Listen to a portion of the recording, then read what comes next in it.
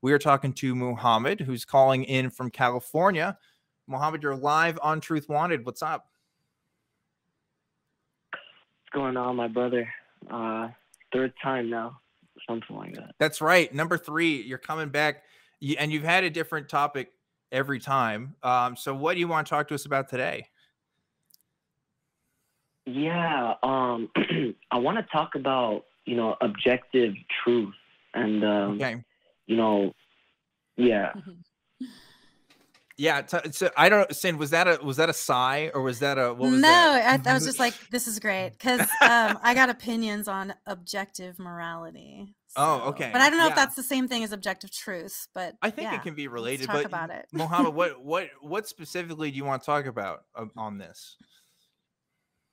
Yeah, so, I feel that, objective truth, I believe that ultimately there is an objective truth. I don't kind of have like that, what kind of like you tapped into it last time we talked, like this postmodernist thing where everything is just interpretation and subjective. Yeah. I don't believe in that. That's really scary to believe that, to be honest. Interesting. Are you afraid of being scared? Are you afraid of being scared? What does it even mean? I don't even know. Wow. Exactly. Like, what scares you about that? Well, that's very scary, because we need objectivity. If everything is just subjective, like, you'll go insane. Interesting. Interesting. I have a lot of thoughts about that. I mean, I guess unless you didn't have anything else you want to say on that, Mohammed, I'll go ahead and kick this conversation off. I think a lot of atheists put postmodernism down more than they should. I happened to get a good whiff of it when I was in college. We talked a lot about it in my program, so I have a fairly broad understanding of it. And the thing is, postmodernism is already really broad, so it's very easy to sort of I don't want to say mischaracterized, but it's definitely easy to misunderstand from the layman's perspective, because it covers a wide range of topics. It talks about epistemology in particular, as you're talking about right now. It also talks about art. It also talks about political organizations. It talks about a lot of things. So there's a lot of good and bad that comes with postmodernism, but it's not always about what's good and bad. It's about what's true when it comes to these things, right? So when we talk about postmodernism in relationship to epistemology, that is understanding this idea of objective truth, what I think the value that postmodernism brings is this perspective, this broadening of our horizons that comes when you realize that truth by its very nature has changed quite a bit throughout human history. There has never been a singular understanding or a singular concrete idea of what we mean by truth. Now, in the atheist community, there tends to be a bias towards empiricism or scientism, as detractors may call it, where it's this idea where, okay, well, our true belief should come from being able to test things scientifically. Okay, sure, that's one way to have a justified true belief, but are all of my beliefs scientifically verified? Absolutely not. You can think of a lot of things that can't be completely scientifically verified, and I still get by just fine. Sometimes we use pragmatism. Sometimes we use other forms of trying to get by. So I don't know. It's a complex and nuanced discussion that I think a lot of people fail to sort of address. I'm kind of an anti-realist when it comes to truth. Hot take. I don't know if there is. I don't know if there is a concrete objective truth that we can talk about. I think obviously we can talk about our goals and we can say, well, what's the best way to reach goals? Sure. But a truth that's outside of stance, like a stance agnostic truth, that is that's, I don't know if that actually exists, but that might be a hot take in our community. Sinn, what do you think? I agree with you. Yeah. I mean, especially when we talk about objective morality. I feel like there's layers of reality, I guess. Like, here on this planet, I am here, I interact with other human beings. And morality is like, I'm not going to kill someone else. I'm not going to tell them they can't love who they love. Like, that's my personal morals, right? but someday, like, we're all going to be dead, and you know, like, who's to say what the morals should have been, or for whom are they in relation to when it comes to objectivity even. That's why I feel like it's really nebulous. Like, I have a philosophical friend, studied it quite a bit, and he's just like, no, it's objectively wrong to do blah blah blah. And I'm like, yeah, here on earth, yes, it totally is, but like, if you leave this planet and you expand outward into the universe for all of infinity, what difference does it make out there? I don't know. Does that make sense what I'm saying? I think so. Well, yeah, again, that's another kind of postmodern perspective that goes into ethics, right? Ethical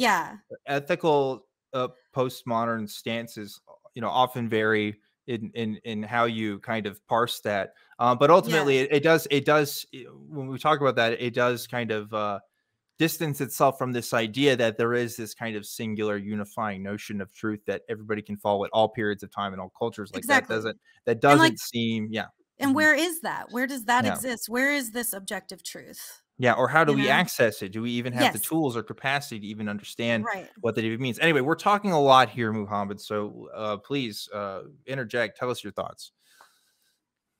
Yeah, so, this is what I was thinking about, for like the past couple of days, deeply, that I feel that what objective truth is it's something greater than us. It's something greater than humans. And I feel that when we acknowledge that, right, that you realize that, it puts you in a position of humility, right? First and foremost, but also it makes you, I don't know, I feel like it reveals the true nature of things, that a lot of these principles we have that directly like influence the thoughts we have and how we perceive things and how we deal with situations, that this is all subjective, because, it's not that look, I see it like this, that if someone feels that, hey, look, I'm the measuring stick of truth. If you don't fulfill my standard, whatever it is, then it's not true. I feel like that's very arrogant, and that's not true. You're in your own truth. But I feel like the ultimate truth, the thing that is greater than us, true objectivity, is something that we have to find out for ourselves. Kind of. That just feels like a circle, like a Ouroboros, like eating its own tail, a little bit. Well, I think that's to kind of add to that, right? It's like you say that you have a belief that there is a objective truth and it's greater than us, but I'm also hearing you say everybody has to determine that for themselves, which is the most subjective interpretation of truth you could really possibly have, right? So like, if objective truth exists, let's say it does exist, but the only method of accessing it is through personal subjective means, how do you even know if you have it? I mean, what method could you possibly have to figure that out? Exactly. Yeah, like that. That's what I mean, my brother, is like the objective truth. Like there's no objections to it. There's no, like, it's just objective, right? And I feel that if we're just all in our own world, like, hey, I'm judging on my criteria and you're judging on your criteria, this is not. How is this objective truth? This is not, because we are the measuring stick, and I feel that. But that's how it sounds like you're saying that objective truth is not possible. Yeah, it's not possible for us to experience at all ever in this life. In other words, why even call it objective truth? It just wouldn't be then. Yeah. Wait, sorry. Can you explain that more? I didn't understand. Yeah, well, it sounds like you're talking about, again, like you think that objective truth exists, but we have trouble accessing it. Everybody has to go through their subjective interpretations. So why say that there's an objective truth in the first place? Yeah, if we can't see it ever because of our own filters and our own subjectivity, then what does it even matter if it exists? Well, that's what I'm saying is that, you know, kind or of. how can you That's prove that? How can you prove that it exists? Yeah. Go ahead, Mohammed. That yeah, we are blocked off from objective truth, right? Because like we're in our own kind of, you know, just standards, and I feel like we can't see it right now, but I feel that if you reach objectivity, it'll reveal the true nature of things. That, oh man, I was in my subjective, you know, world the whole time. And ultimately I have faith that there is objective truth, you know. But again, if you say prove it, I feel like we're going down this road of like, hey, you have to fulfill my criteria, and that's not what I'm saying. Sure. So how do you reach it? How do you reach that objective truth? How do you get there? Do you have to die, or? We have to. What I think is we're blocked off from it. Yes, because of like, you know, we're in the world, and I don't know. Look, I don't know. Honestly, I don't know. Right. Okay. And I'm not gonna pretend like I have an answer. But I don't know. This is just what I've been thinking, and you know, I feel, you know, I definitely hope that there's objective truth. There is an objective truth out there, because if not, that's scary. Yeah. But I mean, it sounds similar to people saying like, I hope there's a God out there, because imagining that there isn't one, that scares me. Right. And so that's why we have faith. That's why we come up with this concept of faith, because we're too afraid to face that maybe those things don't exist.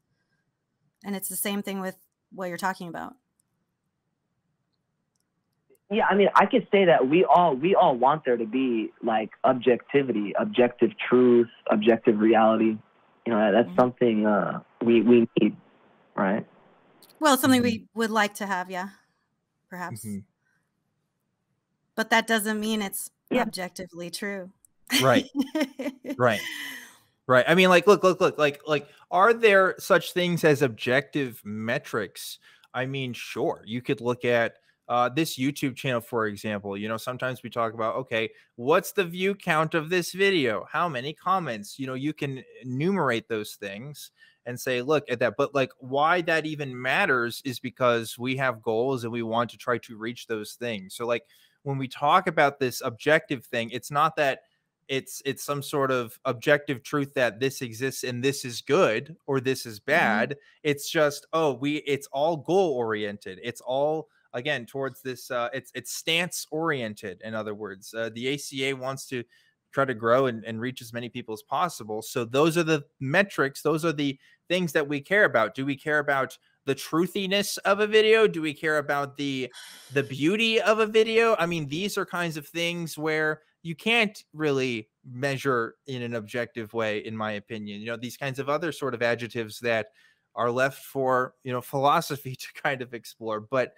we only really care about the facts that we can really manipulate. I think that's true for all of humanity. Really, all of the scientific project is to study nature to conquer it. That's, you know, is one perspective. But it's like, I mean, yeah, like I think people kind of, I think this conflation here comes from this idea that there is something extra out there that we may or may not have access to. And sure, maybe that's the case.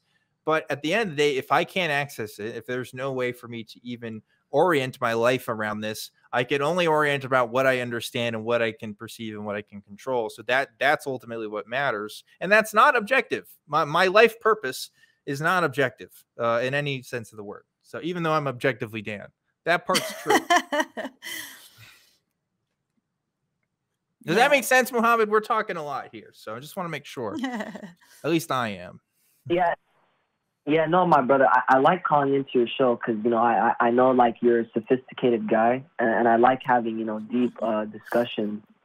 You know, it's just, like, you know, I just saw it as, you know, just as a problem because, you know, for me, you know, I can't, like, think that, you know, everything is just subjective and, no, that's just like insanity, you know. That's how, you know, like, you know, I feel like there's no, I don't know, like, I feel like there's no objection to that because, like, no one wants to, kind of, live in. Yeah, but I think it's something that, like, if you sit with it for long enough and you go over it and over it and over it in your head and you really think about it and you hold on to it for a while and you think, why does that scare me? Why does that sound like insanity for me to not have some compass point of objectivity that's true out in the world? The more you can get more comfortable with it and with, knowing that, like, we can't know everything. We can't know the truths. There's just some things about being alive that will always be a mystery, and that's okay. We don't have to control everything. We don't have to have all the answers. We can live and die and not know. And that's okay. And I feel like that's a big problem with religion, is a lot of people just coming up with an idea and pretending like they know. Yeah, they have the objective truth, and then using that to, harm other people's lives. Exactly. That's why this is an important topic, at least to me, and probably also to Sensei, just because when you look at the history of this idea of objective truth, it can sound noble and it can sound like, well, we all want to search for it, and it definitely can. But unfortunately, it has not been used that way in every context. If we talk about objective beauty, for example, a lot of people believe in this idea, and the history of 1940s Germany will tell you that they had an idea of what objective beauty was, and that was that this race of people was the best people, the most beautiful people, and also that art, that Jewish made art was lower on the hierarchy of things compared to German made art, right? And so, like, there's these. And Christianity, even in the United States, still has this element of this almost fascist-like nature of this objective truth, where they talk about, okay, there could be a partnership between a man and a man, but that's not a real marriage. A real marriage is between a man and a woman, and there's still this hierarchy there. They really are interested in this, again, this power dynamic that comes with this objective truth. That's why, again, why Christians are so insistent that they have the truth, because if they have the truth, you get to tell people what to do. There's a bigger institutional role that this idea of objective truth plays. Right. Who becomes the arbiter of what is objectively true? Exactly. Yeah. So anyway, I'm glad you're thinking about it, Muhammad. Ultimately, at the end of the day, I trust, since you call into this show, and you talk to me, you probably are not like a Nazi. You probably aren't like, well, we have to start dividing the races now into, this category. But like, that's why there is, I think, a warrant for skepticism of this idea of objective. And to be frank, right, other atheists do quite vehemently disagree with me and also Sinn on this point. Probably other hosts will say maybe they'll have some philosophical argument for objective truth. This is my take on it. I don't know. I think it's defensible. It is counterintuitive, because it is kind of wacky if you grow up with this idea that there is a greater truth out there. But I think when you explain it, it does make sense. But any closing thoughts, Mohammed, before we let you go? Closing thoughts. Man, I had something.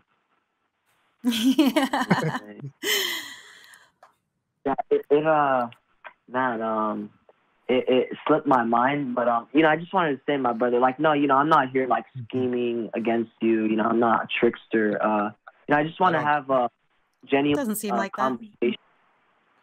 that. And, well, good. Yeah. That's good. I hope you were satisfied with this conversation. Unfortunately, we do have to get talking to some other people, but I appreciate you calling in, Muhammad. I think you, I like that you asked this question in good faith. We always like people asking questions in good faith, and that was a good conversation. I enjoyed that quite a bit. Absolutely agree.